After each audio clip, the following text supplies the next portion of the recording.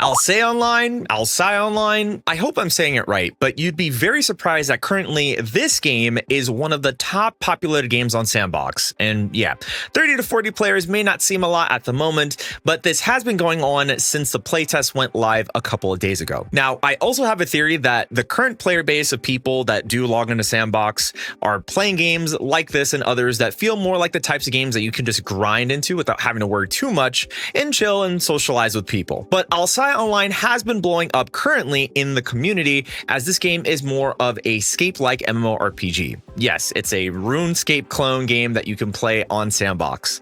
Now, I get it. The first thing you're going to want to say is, but Iridium, why would I want to go and play this game on S&box when RuneScape is free? Well, technically, yes, RuneScape is free as the base version of RuneScape 3 and OSRC are free to play. But if you want to get even more content and experience the entire game, you're literally going to have to buy a membership to get access to any of that stuff. And yeah, I get it. Currently, S&box itself is $20. So if you do get it, the positive is that you'll only have to be paying one price. And according to Gary, the game will be going on sale in December around Christmas, as my theory would be probably $10 to $15, and then eventually the game will go free to play within 2 years. Now, let's talk more about the game itself.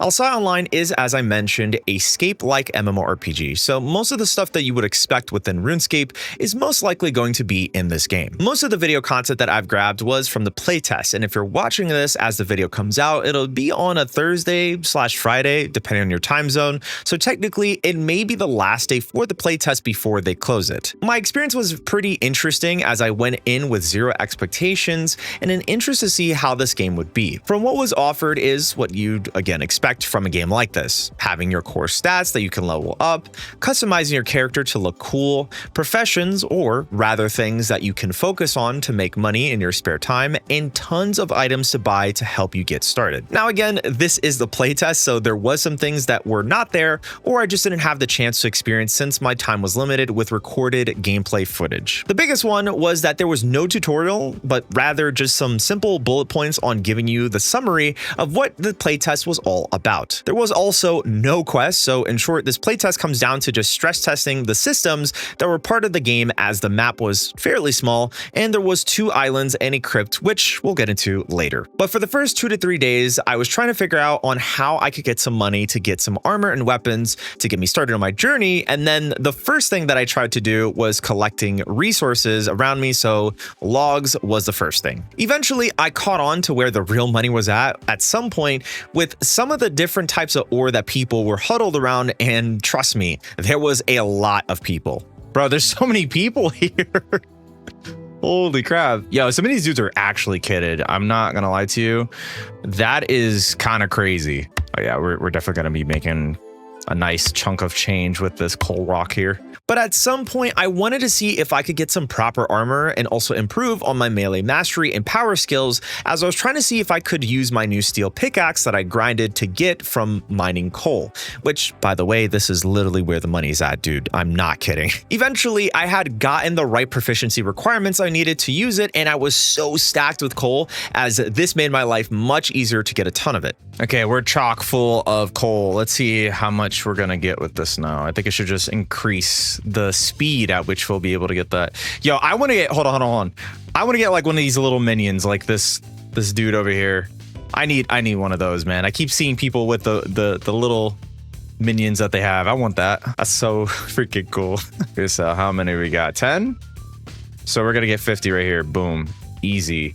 Also, I have hella bones. I might as well just sell these 2, to be honest. So let me sell mine for 6. These are eggs. We'll sell those for the general store. And I think we're good for right now. I'll keep all the beef and everything on me. I'm definitely going to need some food just in case if I go to fight something and then I need to replenish my health. I'm very interested to see like how far this will go when it comes to the game, because I mean, obviously this is just one, or actually, excuse me, 2 islands technically. Like there's a big island and then there's the small one that's all the way on the other side. But it's gonna be very interesting how this game is going to like flesh out, because again, it's Escape-like MMORPG game, but there is a lot of stuff that they could do to probably make it a little bit more different from RuneScape. I don't know. We'll have to see, but I know so far it's pretty cool. I like the aspect of this alone just because, you know, again, it's like RuneScape. So now the new thing that I had to do was make sure I could go and get some weapons and armor so I could try out my luck with the crypt, as there was a boss in the playtest. So I grinded my way up to bronze armor and a battle axe, and feeling I was well prepared and ready to go as I traveled to the crypt to destroy some enemies. Okay, I might have went a little bit overboard and got myself a nice little battle axe here. I did not want to go into the crypt without at least grabbing something of value. And I know this sword is not going to cut it, so I think I should be pretty good to go. Let me go and check the stats real quick. Where's the character view stats? Right now, defense is at 32. My attack is at 8 for slash, and strength is +8. So that should be pretty good. Now, I know it's going to most likely scale with the way that I have my melee mastery and melee power, but we're just going to give it a shot because mastery's at 10 and melee power is at level 9. So let's just get inside of this crypt. Oh, there's people down here? He does have a bar on him, so I'm not sure. I'm gonna run past homie. Hopefully he doesn't kill me. Oh God. Oh my gosh! What the heck? Bro! Yeah. Eventually, I learned that I was massively underleveled and I didn't have the right equipment, as my character got his skull pushed in by a skeleton, but that gave me a chance for my character to meet death. My services are not free. Reclaiming them will require a tribute. You'll find your things in chests over there. When you are ready to return to the world of the living, I can make that happen. There we go. Okay. Cost to reclaim is 31 gold, so it's going to take the gold from what I have here, right? Yes, it does. Okay, so it will cost you if you're going to grab everything from the death chest. So that's really nice. Very, very, very nice. So at least I have all my stuff and I could just put everything back on now. It ain't no joke when it comes to them crypts, boy.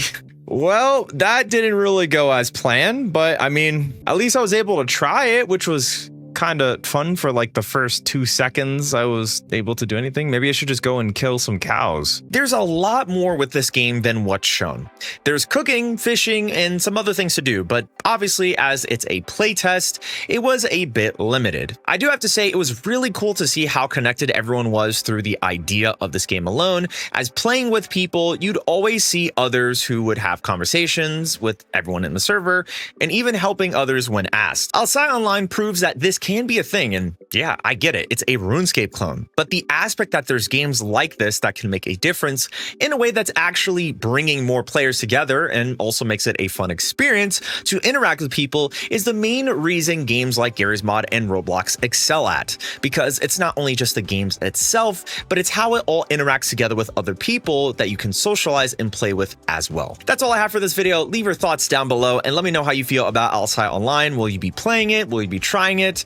Let me know, all the other good stuff, and feel free to check out the video that is on screen, and I'll see you in the next one.